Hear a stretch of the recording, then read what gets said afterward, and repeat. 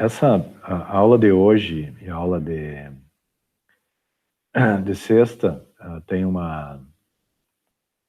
são meio que uma continuação uma da outra, e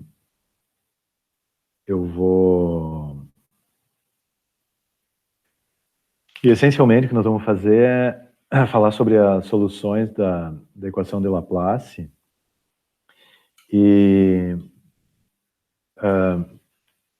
para começar, né, a gente já falou na solução em coordenadas retangulares, e, bom, primeiro vamos lembrar por que resolver a equação de Laplace, porque, essencialmente, é onde, de fato, eu quero saber, ou é onde, de fato, eu tenho que saber qual é o potencial, porque, em geral, onde tem cargas, eu já sei o potencial. Ou seja um problema simples ou um problema complicado, em geral, eu preciso ter uma fonte de energia para, seja o que for que eu esteja montando, né? E então eu vou colocar carga nos lugares e isso obrigatoriamente vai determinar qual é o potencial que está ali. Como a gente discutiu rapidamente, carga e potencial estão relacionados aí pelo que a gente chama de capacitância, ou seja, a geometria do problema obriga que exista uma relação direta entre a quantidade de carga que tem lá e a quantidade e o potencial. Então, essencialmente, até na verdade, na maioria dos problemas eu defino o potencial em algum lugar, ou seja, eu ligo numa bateria as coisas e é naquele lugar ali que naquele lugar o potencial está bem definido. Essencialmente, quando eu digo ligo uma bateria, eu estou injetando carga lá, então tem uma distribuição de carga. Mas então, eu quero saber o potencial no resto dos lugares, então por isso a equação de Laplace, ou seja, nesses lugares onde eu quero saber o potencial, não tem carga. E pensando um pouco mais além, né, é claro que essa solução é meio que uma inutilidade, porque as coisas só vão passar a ser interessantes quando essas cargas começarem a se mover. Então, a eletrostática sempre é meio que é um início importante do problema, mas nunca é o problema. Mas vamos lá. Então, primeira ou segunda opção, que a gente tem uma espécie de relação entre coordenadas retangulares e coordenadas esféricas, e o eixo X aqui estaria saindo do plano, se a tela aí fosse o plano ZY ou YZ. Na verdade, é o plano ZY, né? ZY, bom, se a gente conferir aí, a regra da mão direita está satisfeita, né? X, Y, se X e Y estão para... É difícil fazer com a mão direita isso aqui, né? Melhor fazer com a mão esquerda e depois inverter o Z, mas, né? Se X e Y estão assim, o Z tem que estar para cima. E o que nós vamos fazer para resolver é a mesma coisa que a gente faz quase sempre, e eu acho que isso aqui meio que resolve a equação, de certa forma. O único ponto aí, em detalhe é esse aqui, ó, que ao invés de eu dizer que a solução é uma função de R vezes uma função de θ vezes uma função de φ, eu vou dizer que a solução é uma função de R dividido por R, ou seja, eu já vou incluir um 1 sobre R aí na solução. Isso vai ser importante lá no final, quando a gente achar a solução geral, tem que lembrar que o potencial é a solução em R dividido por R. Não. Então, mas se eu faço isso, né, eu consigo separar a equação, e uma coisa importante é que a parte em φ, né, a equação em φ quando eu separar, é claro, eu estou dizendo que, né, a parte em R, a parte em θ e a parte em φ eu vou ter três equações que dependem, ou vou ter três termos que dependem só de R, θ e φ, e então, obrigatoriamente eles têm que ser números, né? Então eu vou dizer que a solução em φ é assim. De novo, eu tenho que, né, uma derivada segunda da função dividido pela função dá um número, ou seja, a derivada segunda da função obrigatoriamente dá exatamente a função, né? E aí, qual seria o chute de vocês? Que função que dá isso?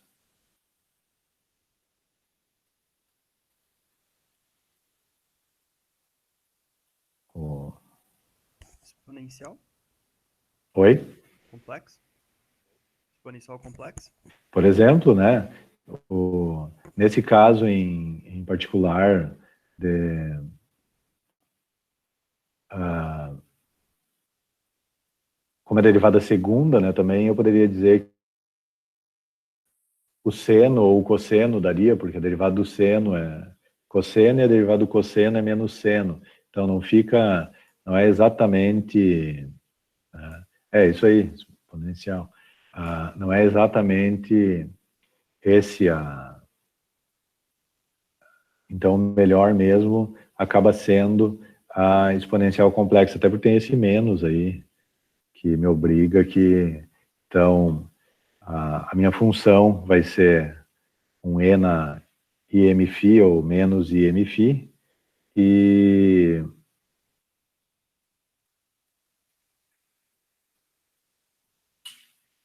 o m tem que ser inteiro. Tá? Como a gente vai ver esse m aí, não sei se vocês já estão lembrando eu não mostrei a equação ali, mas como é que é o resto da equação, vocês devem lembrar dessa solução aí, de outros lugares aí. Mas o resto da equação fica bem simples, como vocês estão vendo aí. Tá? Ou seja, o restante da equação é, como eu disse, né? Tem uma parte que depende só de θ, e tem uma parte que depende só de R. Tá? Vocês podem ver que na parte em θ está aparecendo o m aqui, que saiu da equação em φ, e o m esse é um inteiro. Apareceu esse L mais 1 aí, que vai ser o que conecta com a equação em R aí. Tá? E, bom, como que eu resolvo o problema, né? Parecia uma coisa bem... eu peguei em coordenadas cartesianas, achei a solução, é uma solução geral, só tem que descobrir bom, em última instância, quais são os pesos de cada uma das equações. Parece que em coordenadas esféricas ia ser do mesmo jeito, não é bem assim. Mas essa equação vocês já devem ter visto aí. Vocês lembram que a equação é essa aí?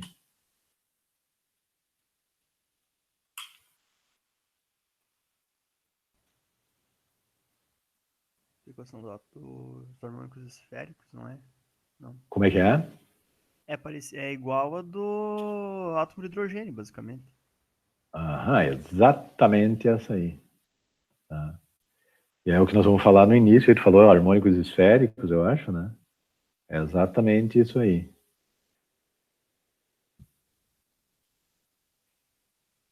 Bom, como que a gente resolve a equação? Vamos lá. Bom, primeira coisa, nós estamos lá, né? Então, esse produto aí, até esse momento aí, a gente sabe que LL mais 1 é um número real, tá? Mas a solução vocês veem que a solução aqui em R, vocês veem que a derivada segunda em R é igual U dividido por R ao quadrado. Então, quando eu derivo a função duas vezes e divido por R quadrado, dá a mesma função. Dá exatamente igual, porque quando eu somo a função dividido por R ao quadrado com a derivada segunda, dá a mesma coisa. Então, vocês veem que a função tem que ser desse tipo aqui, porque seja qual for o termo aqui, ou esse, né? vai dar certo, porque quando eu derivar o R na L mais 1, vai ficar L mais 1 vezes R na L. Quando eu derivar de novo, vai dar L mais 1, R na L menos 1. É isso, né? Isso. E Vai aí, ficar quando eu... aí certinho, vai ter menos 2 nos dois fatores, e aí quando tu... exatamente, quando eu divido por R ao quadrado, na verdade eu estou fazendo o expoente menos 2, né? Que é exatamente no caso de uma função, um polinômio, né? Quando eu derivo, eu estou simplesmente tirando um do polinômio. Então, isso vai funcionar aqui também, porque só funcionam esses dois, porque vocês veem que tem que ter o L e L mais 1 ali. Então, esse aqui funciona porque tem o L mais 1 e depois o L, né? E aqui também funciona que eu boto menos L, fica menos L menos 1, e depois, quando eu derivo de novo, fica menos L menos 1 vezes menos L, que vai dar L, L mais 1 lá. E aqui também, quando eu divido por R ao quadrado, também dá. Então, a função UDR fica bem aqui. Também é simples, né? Esse é o... Porque, né, nós estamos... No caso cartesiano, lá todas eram simples. Aqui não é bem o caso, porque eu separei em 3 equações, né? A do φ é fácil e a do R é fácil. Então, vamos chutar que a do θ não é fácil. Como vocês já sabem a solução, né? A do θ passa a ser essa equação aqui, onde o que eu fiz, né? Eu troquei, ela já não é mais uma equação em θ, é uma equação em x. Aí, o que eu troquei, eu estou dizendo que cosseno θ é igual a x.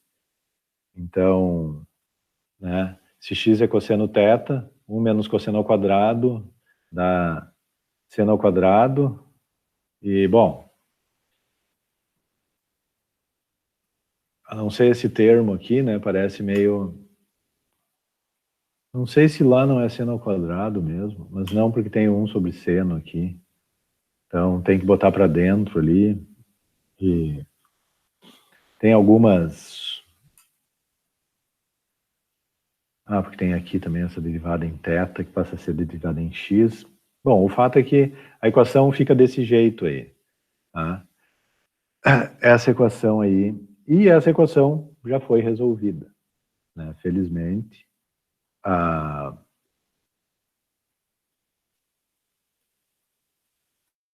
Aí, vamos ver, ó. O Arthur aí tem uma... Não sei se vocês estão vendo o chat aí também, mas é... Ah, agora que hoje está todo mundo aí, né? Não, está faltando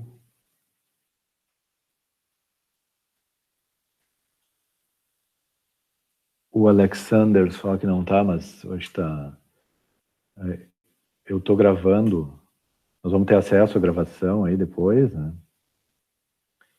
Então, depois vocês vão poder rever meus comentários e os seus também. Mas é isso, ó, regra da cadeia é o contrário. Eu confesso que eu não sei se eu já resolvi essa equação aí mesmo na unha, como se diz, mas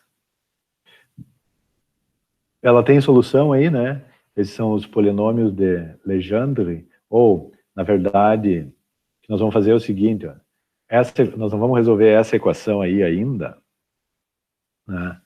Mas vamos olhar para o caso em que o ENA mais ou menos mφ e mφ lá, que a função em φ não existe, ou seja, vamos olhar para os problemas em que, né, a gente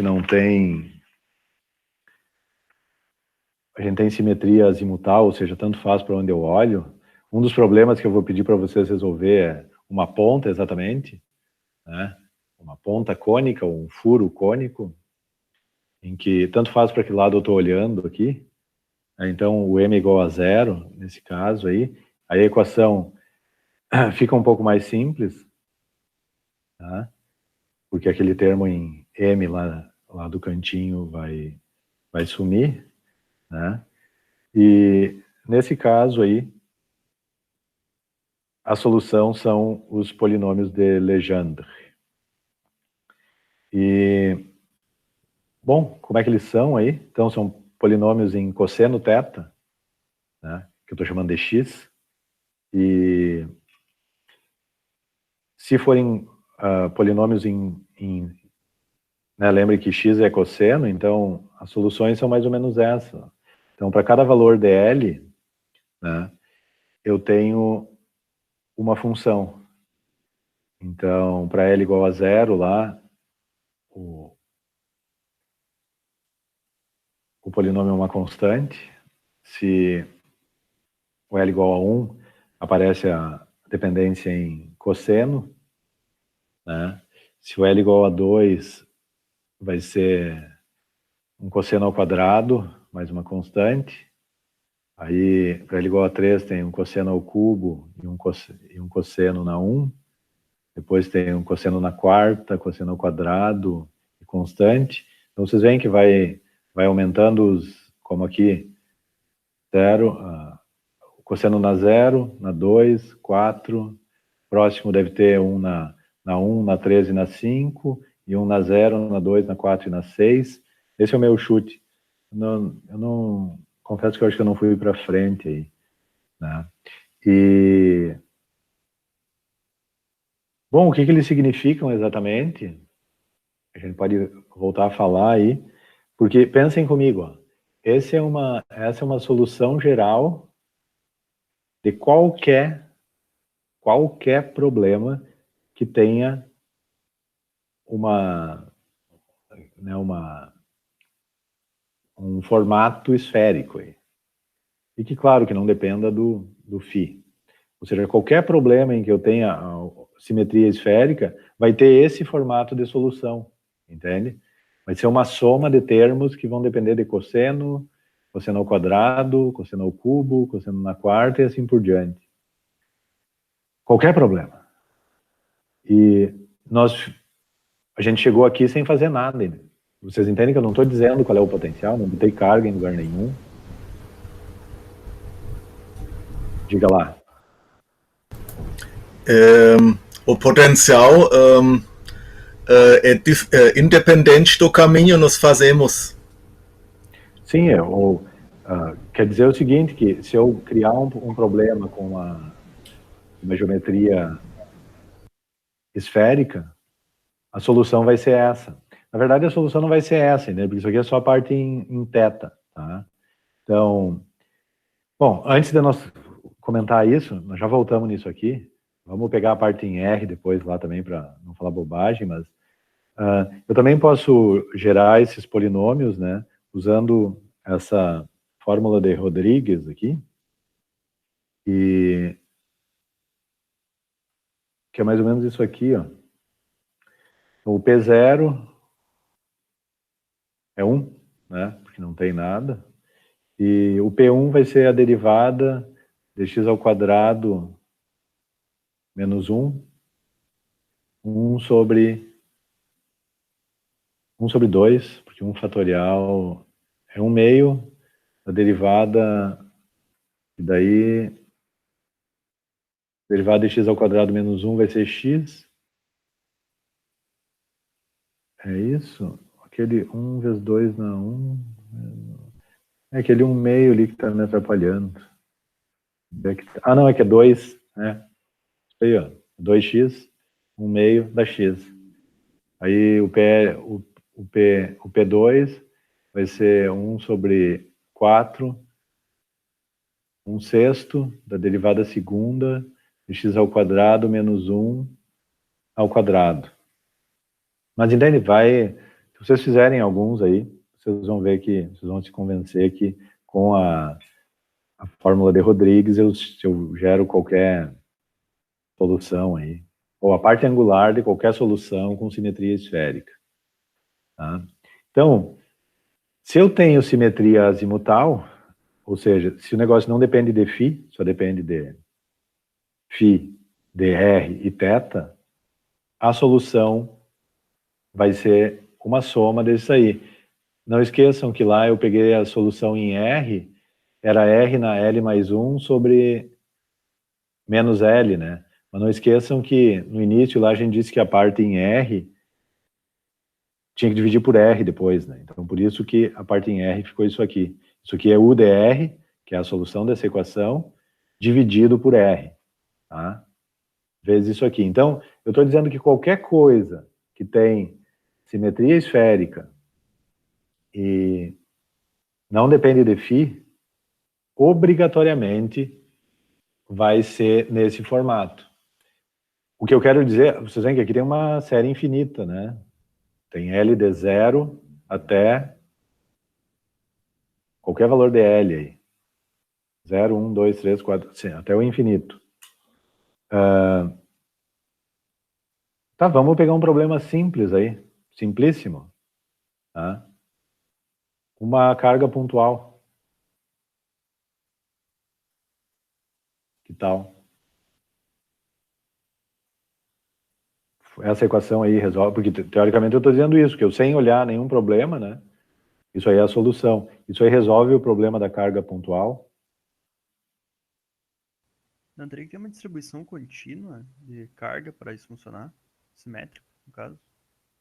Eu estou dizendo que, bom, mas é uma, vamos pensar assim, em vez de uma carga pontual, vamos pensar então numa esfera de madeira carregada toda por dentro, com uma densidade de carga constante lá, uma bola aqui, e eu quero saber o potencial do lado de fora. Ele obrigatoriamente tem simetria esférica, né? Porque o potencial é o mesmo. E até um problema mais simples do que esse aqui, né? Porque o potencial a uma certa distância é o mesmo em qualquer lugar, então ele não só não depende de φ, como também não depende de θ. Então, qual é o chute de vocês? Qual é a solução dessa? O meu chute é o seguinte, vamos começar. Eu sei que eu vou ter que alguns termos, né? Então, o meu chute é que o primeiro termo que vai ter o zero, o L igual a zero. Tá? Esse chute faz sentido, eu estou olhando só para o primeiro termo aqui, ó. Porque o potencial não pode depender, não pode crescer com a distância, entendeu? Eu vou me afastando da esfera, o potencial tem que ir caindo, porque, né? O infinito é zero. Então, certamente o R na L aqui não pode ter. Não com L igual a 1, 2, 3, tá? Então, se eu pegar o L igual a zero, esse termo aqui vai ser 1, esse termo aqui vai ser 1, e esse termo aqui vai ser R na menos 1. Tá resolvido o problema. Que tal? Vocês entendem? Então, eu tenho que achar os termos aí que Sim, faz sentido. Faz sentido. Tá. Vamos substituir aí a... Agora vamos pensar no outro problema, né? Porque eu tenho a minha bola de madeira cheia de carga aí. Como é que é o potencial do lado de dentro?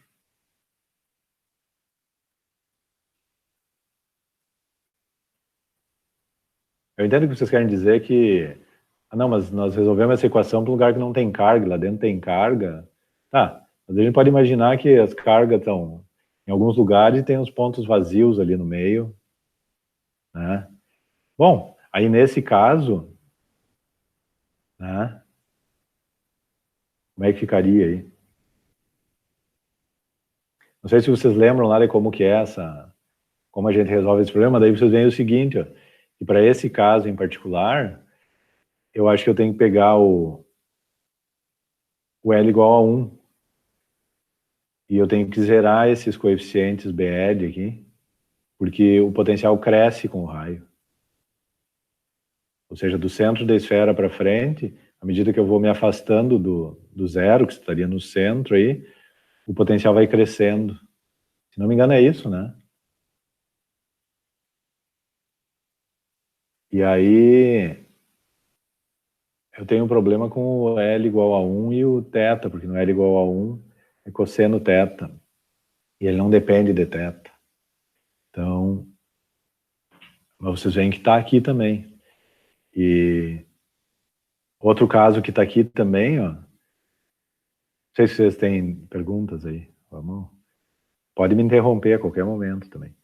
Outro caso interessante é, por exemplo, de um dipolo. Não sei se vocês lembram do problema do dipolo, né?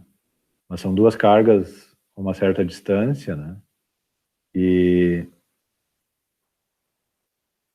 nesse caso, também o potencial não aumenta. Esses termos aqui, obrigatoriamente, os AL são zero. Tipo, nenhum L pode ter, mas o potencial cai com R ao quadrado. Ele cai mais rápido do que... E ele depende do cosseno θ.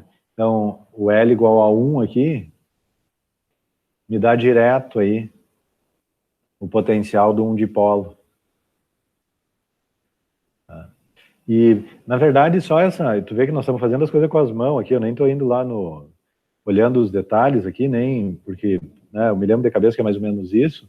E vocês veem como essa solução é poderosa, porque aqui eu estou dizendo que eu preciso de infinitos termos para resolver os problemas. Mas como nós vamos ver logo adiante aí, não nessa semana nem na outra, mas depois que passar o primeiro teste,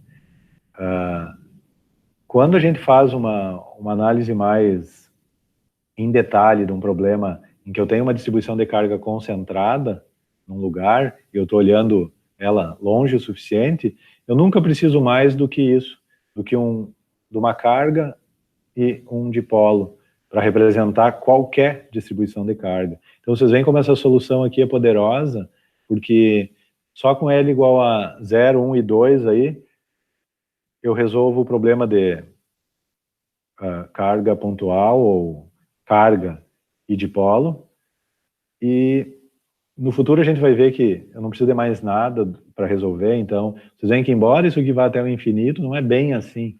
Numa solução na prática, em geral, tu entende? O que a gente sempre quer é a solução mais simples possível. Então, na prática, o que nós vamos ter é isso aí. A gente não vai precisar ir até o infinito e provavelmente vão ser alguns primeiros termos que a gente vai precisar para resolver problemas bem complicados. E eu nem estou botando o φ ainda, né? Isso aí é só... Ok. Perguntas?